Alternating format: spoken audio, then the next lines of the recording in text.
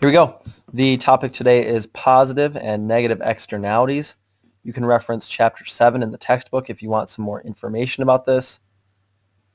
The goal today is that you will be able to both define and provide real-life examples of positive and negative externalities. So we're actually going to go through that very thing here in the next couple of slides. And then your task for tomorrow will be to create real-life examples of these. We'll describe that a little bit more later on. An externality is when the side effect of production or consumption has consequences for people other than the producer or the consumer.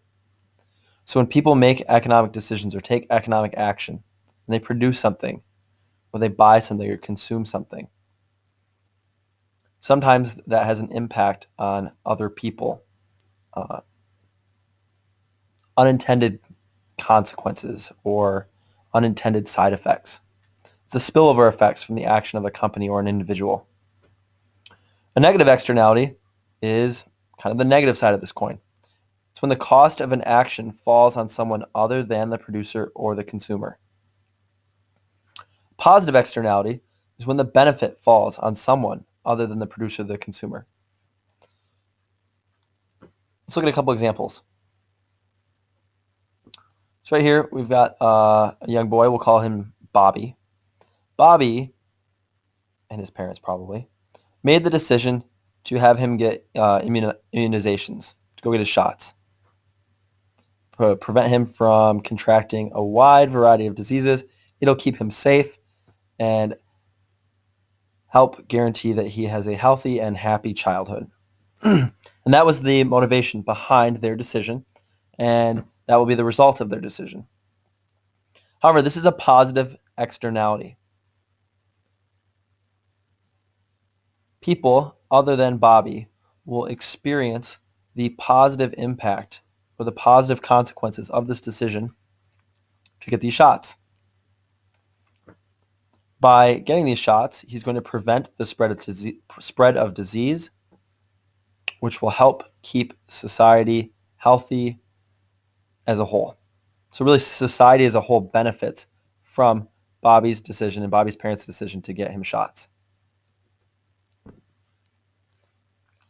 I'm going to approach this picture with two different scenarios here. One will be a positive externality, one will be a negative externality. So the positive. Let's say this is the view out my back window. It overlooks my neighbor's yard. My neighbors plant all these flowers for two reasons. One, they think it looks nice. Two, they'll go through and harvest or pick these flowers and create bouquets for sale. Those are their two reasons for doing this. They like it, they sell them. However, I love flowers, and I quite often will smell the scent of these flowers wafting into my backyard. So even though it was not intended, I experience a great amount of benefit from these flowers, both visually and then also the scent. So this is a positive externality. Let's try another scenario. My neighbors plant these flowers because they love the way they look, because they harvest them and sell the bouquets. It's not intended or directed at me in any way. However, I have incredible allergies. So every spring in April, May, and June, when these flowers begin to bloom, I have terrible allergies. I can barely function. That was not the intended result that my neighbors had in mind when planting this garden, but it is still a result. It's unintended. That would be an example of a negative externality. Here's another example. A rock band. My neighbors quite often will have these large gatherings, invite a lot of people, and they'll bring in a local rock band to perform for their gathering. I'm not invited, but I like to sit in my backyard and listen to this loud but wonderful music that is playing in my neighbor's yard. Wasn't intended to benefit me in any way, but I get to feel the benefit and hear and experience the benefit of these little concerts that go on in my neighbor's backyard. This is a positive externality. Let's change the facts here, though, a little bit. Let's say I hate rock music, and they play it so loudly that I can't fall asleep until 2 or 3 in the morning.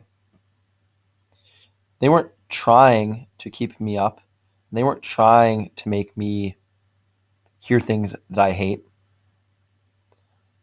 But their decision to have this band perform in their yard had negative consequences that impacted me. This is an example of a negative externality. Here's a factory. They produce cars and provide lots of jobs to the surrounding region that this factory is located.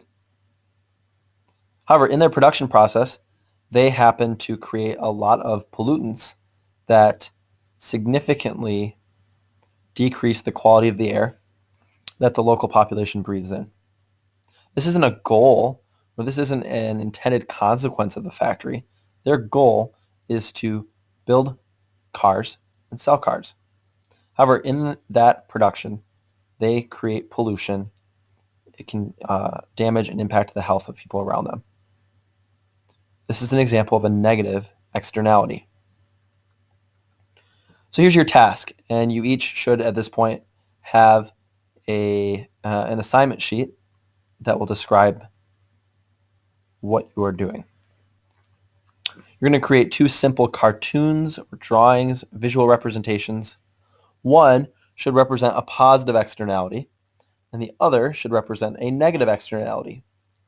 In addition to your visual, please write a short caption for each cartoon explaining what the externality is in each case, why it fits the definition of either a positive externality or a negative externality.